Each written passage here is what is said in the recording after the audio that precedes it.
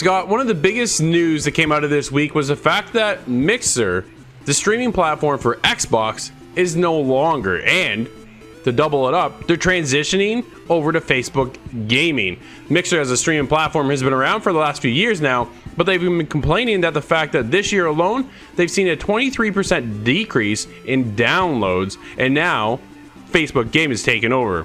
This is quite the little topic that we've kind of thought we'd bring up today on this week's show, because the streaming platform is on the rise as far as an ecosystem itself, but yet Mixer suddenly shuts down.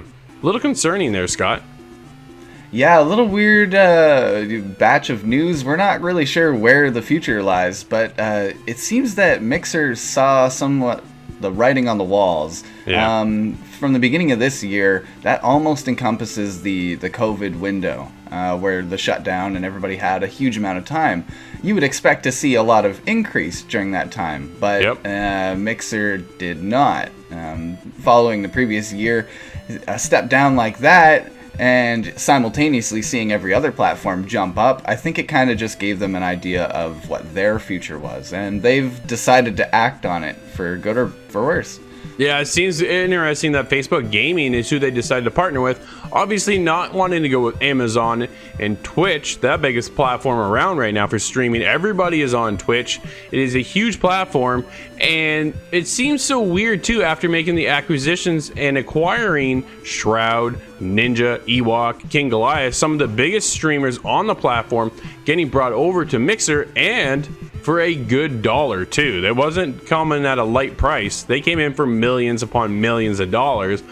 Actual figures aren't known, but we do know that they paid a hefty price to bring them onto the Mixer platform. So you got to look at the fact that they bought Beam initially before calling and switching over to Mixer, and that came at a high price tag as well. And then you bring in all these top gaming streamers, and that's just such a huge loss in the Xbox ecosystem and the Microsoft platform.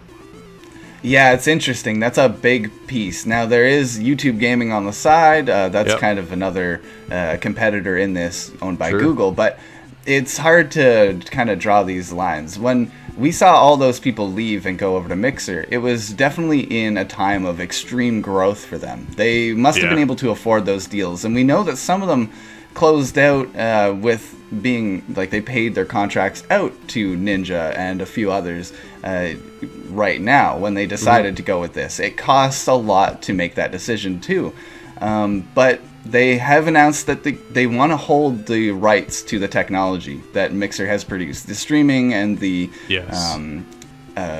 content creator to consumer kind of abilities. They want to keep a hold of that and bring it out in future reiterations of some kind of platform. Right. But it's very unsure where the future of Mixer lies in general. If everybody moves over to Facebook Gaming, like they suggest, is there ever going to be a need for another streaming platform? And they want to mention that this is a partnership, not necessarily an acquisition or a takeover. So this is kind of Microsoft dropping out of the race, so to speak.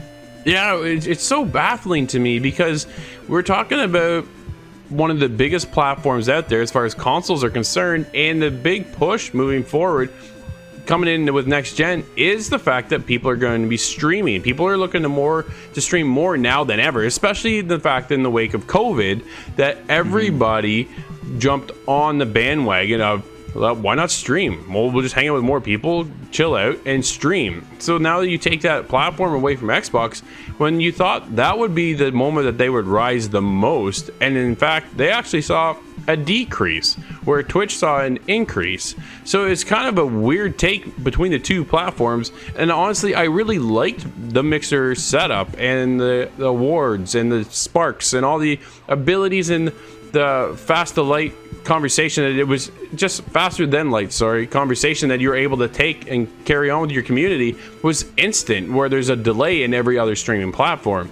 And then you saw with the fact of COVID too, Microsoft actually saw an increase in players on Xbox Live, but yet it didn't transition over into Mixer. So man, it's just a weird take from this one, and it kind of came as a huge surprise. Well, I think they're seeing a lot of data from a lot of different sources, and unfortunately they decided to fold. Sometimes it's better to know when to fold them, and I hope that this is a measured decision that benefits them in the future. We're looking at a new console, and does this mean that Facebook kind of has a foot in the door for their social media partnership? Is this going to become standard on the Series X, new console? Are we going to be able to one button upload to Facebook? Questions kind of come from this, and a lot of people online are not so happy about Facebook being the one that Microsoft has kind of chosen. I'm sure the numbers have more to do with that. Over 700 million active daily users on Facebook Gaming is a massive number. So they're definitely being drawn to that. But is that going to be the social stigma around deciding to go with Facebook? Facebook has had security issues in the past. They've had privacy violations issues. There's a lot of consumers that aren't super happy about this move. No, absolutely. And I can understand that too. I know a lot of people, I've been watching the comments closely, and a lot of people are going, I don't even have Facebook, so I guess I'm going to Twitch. And it was just that simple for them, right? And then you see, as starting on July 22nd, all Mixer sites or apps will automatically redirect you to the Facebook Gaming. So that's a weird take, man. Like, it's just, I get what they're doing there and why they're going to do it now, but it just seems that, again, why Facebook? I understand not going with Twitch as kind of being one of their main competitors, but maybe YouTube Gaming would have been more accessible and I think more rewarding, I think, for others as well. And then on top of that, you get Ninja and Shroud, who haven't really commented as to what they're doing. They're unsure of what they are doing, but you have King Goliath, who says, yeah, I'm going to Facebook Gaming. So we'll see how the race kind of goes with everybody switching here or there. You still see Tim the Tap Man and Dr. Lupo over on Twitch. And honestly, right now, the safe bet seems to be Twitch. Twitch isn't going anywhere. It's still one of the biggest, if not the biggest platform for streaming, and everybody is on it. And it's just, I don't know, man. Like, as far as I was concerned, Twitch needed the competition. You see the rise of YouTube Gaming came, and then they even had their own little streaming platform set up differently, and then it was separate from YouTube, and then it kind of seems to be kind of integrated, but yeah, it still seems a little more complex than what Twitch is, right?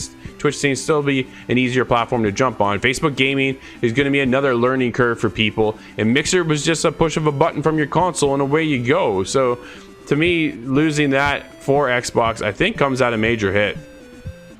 Yeah, Twitch stands to be the king. They have been the top for so long that maybe this is a strategic reshuffle, and maybe in the next generation we'll see that change, but Twitch has held on to it for so long that I kind of can't blame Microsoft for deciding to do something different. Yeah, unfortunately it just didn't pan out by the looks of things, but we would love to hear your feedback, so hit us up at insidethegame.ca and let us know what you think of Mixer moving over to Facebook Gaming.